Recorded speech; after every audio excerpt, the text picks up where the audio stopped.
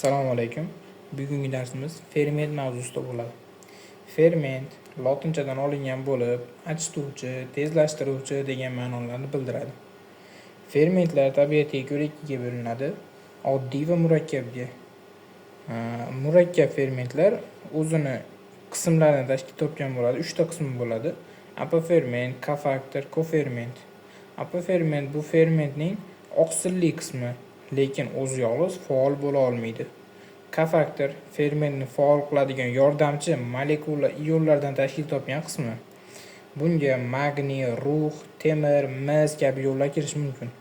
Koferment organik tabiatli kofaktor turi. Bunga asosan vitaminlar kiradi organik. Ko'pincha reaksiyada bevosita qatnashib, elektron yoki atom tashiydi. Shu qismlardan iborat. Fermentlar o'zi 6 ta sinfi bor. Birinchi sinf oksidoreduktaza. Bu oksidlanish qaytarilishda qatnashadi.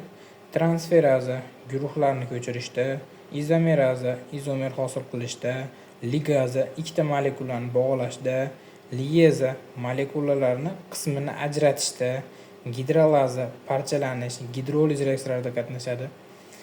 Ferment yetishmovchiligida juda ko'p kasallik bor, lekin eng asosiylari laktaza, sut shakarini parchalanmay qolishi, lipaza yog'larni hazm bo'lmay qolishi kabi kasalliklarni keltirib chiqaradi. Fermentlar organizmimizda eng muhim katalizator vazifasini bajaradigan moddalardan hisoblanadi. Shu bilan fermentlar darsimiz tugadi. E'tiborlaringiz uchun rahmat.